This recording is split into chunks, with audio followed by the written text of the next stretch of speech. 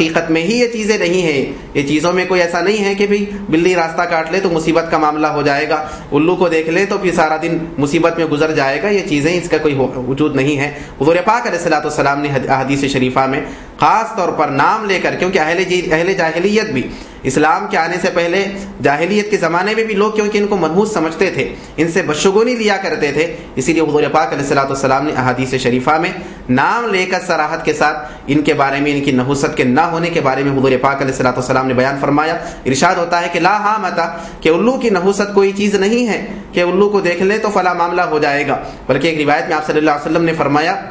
کہ کنکر کے ذریعے فال نکالنا, اس کے ذریعے فال نکال کر معاملات کو طے کرنا, پرندوں کے ذریعے فال نکالنا اور بدشگونی لینا, یہ شیطان کے کاموں میں سے ہے, یہ شیطان کے عمل میں سے ہے, شیطان کے عملیات میں سے ہے. مسلمانوں کو اس سے بچنا چاہیے. تو بہرحال یہ جو بعض نادان لوگ, ناواقف لوگ, جاہل قسم کے لوگ یہ جو سمجھتے ہیں کہ ایسے معاملات ہو جائیں گے, ایسا ہونے سے منحوسی آ جائے گی, ویسا معاملہ مصیبت کا معاملہ ہو جائے گا, تو ایسی کوئی حقیقت نہیں ہے, اور اسلام بالکل یا طور پر ان تمام چیزوں کی نفی کرتا ہے. ایک اور سوال مفتی صاحب کی خدمت میں یہ پیش ہے کہ ماہ سفر کے متعلق آپ کیا فرماتے ہیں؟ من جملہ ان چیزوں کے کہ جو لوگ جس سے بدشگونی لیا کرتے ہیں اور منحوس سمجھتے ہیں, اس میں سے ایک سفر کا مہینہ بھی ہے. جیسے ہی سفر کا مہینہ آتا ہے تو لوگ سمجھتے ہیں کہ بعض لوگ کہ یہ بہت مصیبتوں کا مہینہ ہے, آزمائشوں کا مہینہ ہے, بلاؤں کا مہینہ ہے, تو چنانچہ کوئی اچھے کام کا آغاز نہیں کیا جاتا, شادی بیاہ نہیں کی جاتی, کسی دکان کا افتتاح نہیں کیا جاتا, اور سمجھتے ہیں کہ اگر کریں گے تو نقصان کا معاملہ ہو جائے گا, پریشانی کا معاملہ ہو جائے گا, کام صحیح نہیں بنے گا.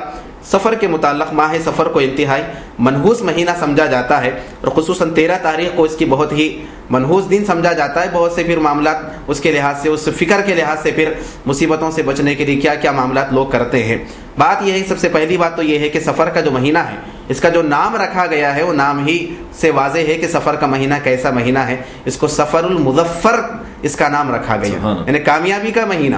یہ تو کامیابی کا مہینہ ہے, یہ تو نجاح کا مہینہ ہے, فلاح کا مہینہ ہے, کامیابی کا مہینہ ہے. یہ منحوسی کا مہینہ نہیں ہو سکتا. اور بات یہ ہے حاضرین کرام, یہ بھی ان سفر کے مہینے کو بھی منحوس سمجھنا, یہ بھی جاہلیت کے دور سے ہے. اسلام کے آنے سے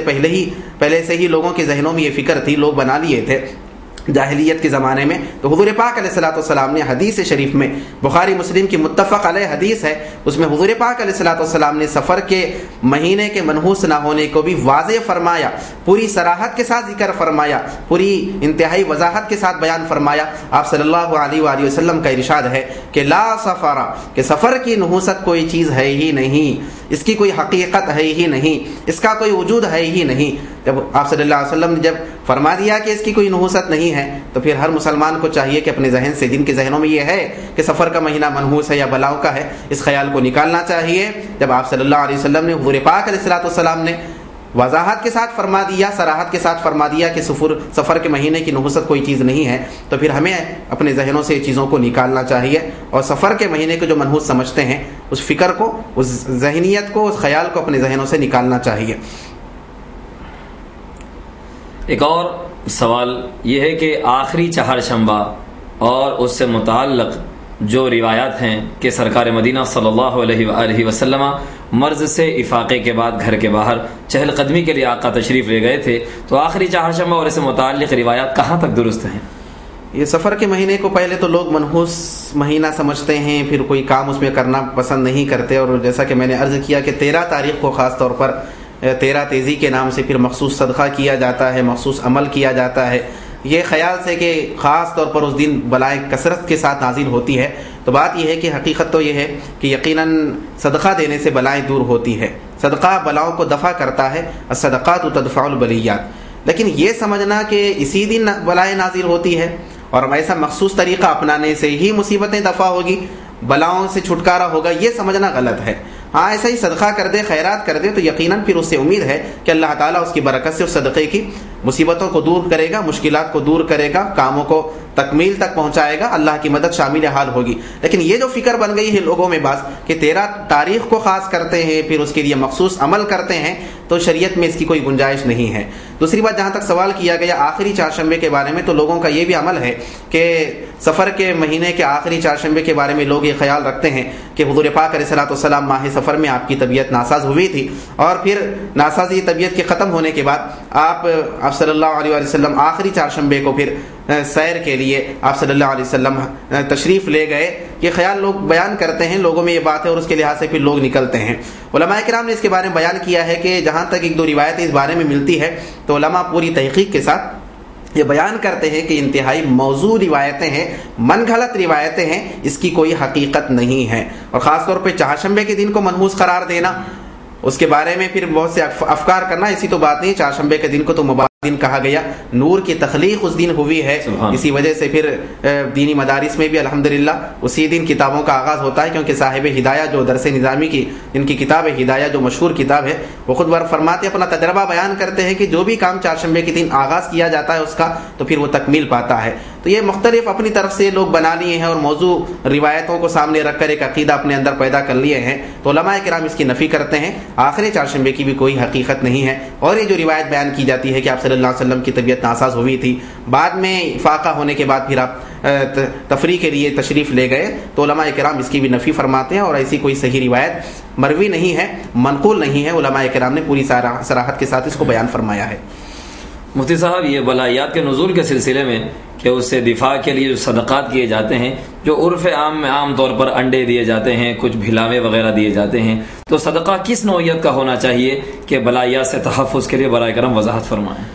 بات یہ کہ جیسا کہ میں نے عرض کیا کہ صدقے یقیناً صدقہ دینے سے بلائیں دور ہوتی ہے، اللہ کی راہ میں خرچ کرنے سے پھر اللہ کی مدد شامل حال ہوتی ہے، اللہ کی نصرت شامل حال ہوتی ہے۔ لیکن شریعت میں، اسلام میں صدقے کی کوئی مخصوص طریقہ اس کا معین نہیں کیا گیا، اللہ اس کے رسول نے مخصوص طریقہ اس کا بیان نہیں کیا کہ اس طریقے سے کرو گے تو بلائیں دور ہوگی، اس طریقے سے کرو گے تو صدقہ قبول ہوگا، ایسی کوئی تعین اسلام میں اللہ اس کے رسول صلی اللہ علیہ وسلم نے بیان نہیں کی ہے۔ بلکہ ارشاد ہوتا ہے اللہ تبارک و تعالیٰ کا، لن تنالوا البر حتى تنفقوا مما تحبون، کہ تم نیکی کو اس وقت پا سکو گے جب کہ اپنی پسندیدہ چیز کو خرچ کرو۔ تو پسندیدہ چیز کو خرچ کرنا، اپنی محبوب چیز کو خرچ کرنا، اللہ کی راہ میں قربان کر دینا، اس کو پسندیدہ قرار دیا گیا، اس کو پسندیدہ نظروں سے دیکھا گیا، اس کے بارے میں ترغیب دی گئی۔ البتہ یہ جو معاملات ہیں کہ مخصوص طریقے سے صدقہ دینا، انڈے رکھنا، فلاں رکھنا، اس کی کوئی اسلام میں کوئی نہ اس کے بارے میں کوئی اشارہ ہے، نہ کوئی احکام ہے، نہ اسلام ایسی کوئی تعین کرتا ہے۔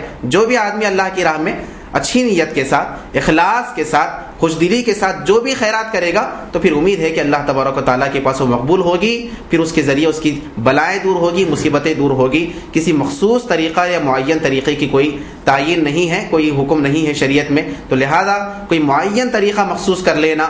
یہ سمجھنا کہ یہ طریقے سے کریں گے تو دور ہوگی، دوسرا طریقہ اپنائیں گے تو پھر معاملہ نہیں ہوگا، ایسا سمجھنا غلط ہے، اسلام میں اس کی گنجائش نہیں ہے۔ مفتی صاحب، ایک مسئلہ یہ ہے کہ آج کل ملت کے بعض لوگ، خصوصاً خواتین، جو کہ فرائض کی پابندی نہیں کرتے، اللہ اور اس کے رسول صلی اللہ علیہ وآلہ وسلم کی اطاعت سے منحرف ہیں، لیکن جب کوئی مصیبت، پریشانی ان کو لاحق ہوتی ہے یا پھر کوئی کام ان کا نہیں بنتا، تو یہ لوگ فوراً ملاؤں کا اور عاملوں کا رخ کرتے ہیں، تو ان کا یہ عمل کہاں تک درست ہے؟ یہ ہمارے معاشرے کا من جملہ نامناسب چیزوں کے اعلامیوں کے ایک اعلامیہ یہ بھی ہے کہ خاص طور پر خواتین کا یہ رویہ ہو گیا ہے کہ نہ نمازوں کی پابندی کرتی ہیں، نہ شرعی احکام کی پابندی کرتی ہے، نہ قرآن کی تلاوت کی کوئی پابندی ہوتی ہے، نہ دینی علم کے حصول کا کوئی جذبہ ہوتا ہے، بس اپنی زندگی کو اپنے خواہش کے مطابق گزارتی رہتی ہے۔ جب کوئی مصیبت آتی ہے، جب کوئی پریشانی کا معاملہ ہوتا ہے، یا جب کسی کوئی کام میں جب کامیابی حاصل نہیں ہوتی، تو پھر یہ خیال کرتی ہے کہ چلو فلاں عامل کے پاس